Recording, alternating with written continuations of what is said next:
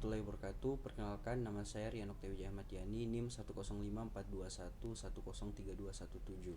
Di sini saya akan melakukan pemeriksaan payudara dan juga pemberitahuan kepada pasien tentang metode sadari. Langsung saja. Baik, Ibu, perkenalkan, nama saya Dr. Rian. Saya yang bertugas pada pagi hari ini di klinik ini. Dengan Ibu siapa? Aulia, Umurnya berapa, Bu? 40 tahun. Ibu masuk ke sini dengan keluhan apa, Ibu? Ada benjolan di payudara. Benjolan di payudara. Sudah berapa lama? Berbulan-bulan. Berbulan-bulan. Tepatnya berapa bulan, Ibu? 5 bulan. 5 bulan. Oke. Ibu, kemudian payudaranya itu benjolnya di sebelah mana? Di kanan. Di kanan. Benjolannya bagaimana, Ibu, awalnya? Dari kayak kelereng, lama-lama kelamaan besar. Oh iya, Ibu. Di payudara Ibu yang benjolan itu sakit kita rasa? Tidak. Tidak. Kemudian ada kemerahan di sekitar benjolan? Tidak. Tidak ada. Kemudian Ibu ada keluar nanah di putingta? Tidak. Tidak ada, Ji.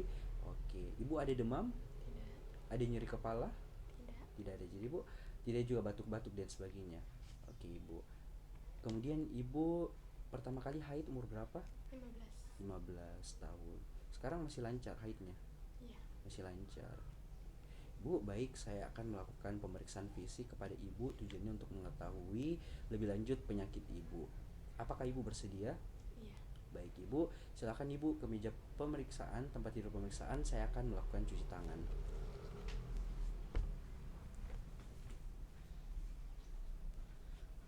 Jadi selanjutnya saya akan melakukan cuci tangan sebanyak 6 langkah.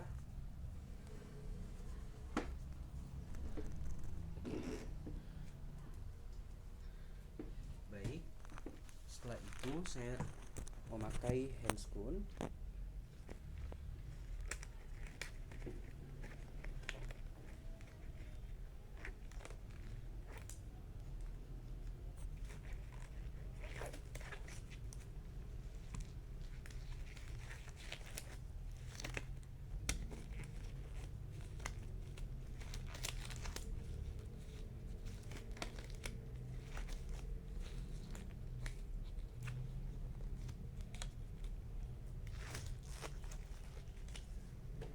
Baik, Ibu, silakan buka bajunya, silakan berbaring. Pertama-tama kita lihat dulu di pasien ini, kita inspeksi dulu payudaranya, apakah payudaranya itu simetris atau tidak. Kita lihat dengan garis pertengahan tubuh, kita lihat jarak antara garis pertengahan tubuh bersama dengan puting kiri dan kanan. Apabila sama, itu ukurannya sama, artinya simetris. Apabila tidak, ada salah satu yang memanjang ataupun memendek. Setelah itu kita inspeksi bagian payudaranya.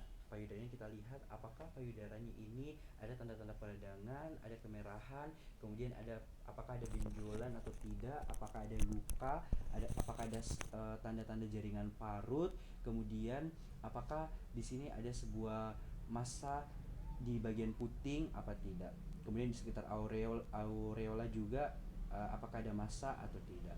Setelah itu kita juga inspeksi di bagian sekitar aksila pada pasien, apakah ada pembesaran kelenjar getah bening pada aksila, apakah ada tanda-tanda peradangan, apakah ada jaringan yang luka, apakah ada jaringan parut atau tidak. Setelah kita inspeksi, kita lakukan palpasi pada payudara pada pasien dengan cara kita lakukan secara sirkular bagian luar terlebih dahulu. Kita merasakan apakah ada tanda-tanda peradangan, apakah ada tanda-tanda pembekakan, kemudian apakah ada benjolan, dimana kalau misalnya ada benjolan kemudian kita rasakan lagi apakah benjolan tersebut itu mudah digoyangkan atau tidak, apakah benjolan tersebut ada nyeri atau tidak. Ibu, ada nyeri kita rasa? Tidak. Tidak. Oke, baik. Apabila tidak ada nyeri, setelah itu kita lakukan lagi pemeriksaan palpasi di bagian aksila, dimana kita pegang di bagian aksila dengan mengangkat tangan kiri pada pasien, menggunakan tangan kiri kita juga, kemudian kita raba aksilanya menyusuri di bagian kelenjar getah bening apakah ada tanda-tanda pembengkakan, apakah ada pembengkakan benjolan, di mana jika terdapat benjolan kita rasakan lagi apakah benjolan itu terdapat nyeri, hangat atau tidak. Kita lakukan juga di sebelah kanannya. Apakah ada tanda-tanda pembengkakan pada peradangan maupun benjolan tersebut itu nyeri atau tidak. Oke. Baik Ibu, selanjutnya saya sudah melakukan pemeriksaan fisik pada Ibu. Ibu bisa tutup lagi pakaiannya dan kembali ke meja ke kursi dokter. Nanti akan ada saya sampaikan lagi selanjutnya Ibu. Setelah itu kita lepas handscoon.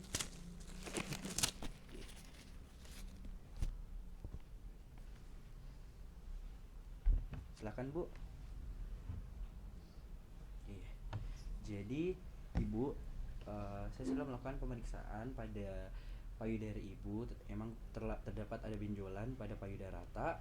Nah, di sini Bu, saya akan melakukan konseling lagi kepada Ibu bagaimana metode pemeriksaan pada Ibu di rumah. Jadi ada namanya sadari, jadi pemeriksaan payudara sendiri, di mana itu berguna agar Ibu tahu apakah ada benjolan lagi di payudara Ibu atau tidak. Apakah Ibu setuju untuk diajarkan metode sadari? Oke.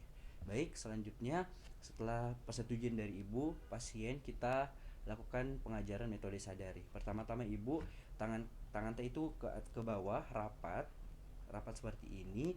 Kemudian setelah rapat seperti ini Ibu, kita lihat di depan cermin. Nah Ibu, jadi kita lakukan di depan cermin. Kita lihat apakah ada pembengkakan pada payudara Ibu, apakah payudara Ibu tidak simetris atau tidak. Oke, setelah itu tangan Ibu di belakang kedua begini, kemudian siku ini kita tekuk ke depan agak menunduk, kemudian lihat lagi di cermin apakah payudara Ibu ada tidak simetris atau tidak, apakah ada pemenjolan atau tidak. Kemudian selanjutnya itu adalah tangan kita di sini Bu, tangan kita di pinggang, kemudian ditekuk sedikit bahu tak dan diangkat ke atas. Nah, nanti akan terbentuk cekungan. Lihat lagi di cermin, apabila ada tanda-tanda pembengkakan itu kentar sekali, ada benjolan. Kemudian kita lihat lagi apakah simetris payudara atau tidak.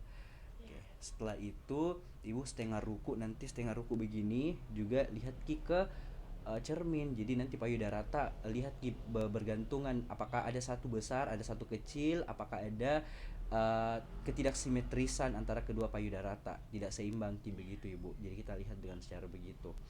Oke, kemudian ada lagi namanya pada saat kita tidur Ibu. Jadi baring kita, pada saat kita baring, tangan kanan tak begini Bu. Kemudian tangan kiri tak untuk payudara kanan tak.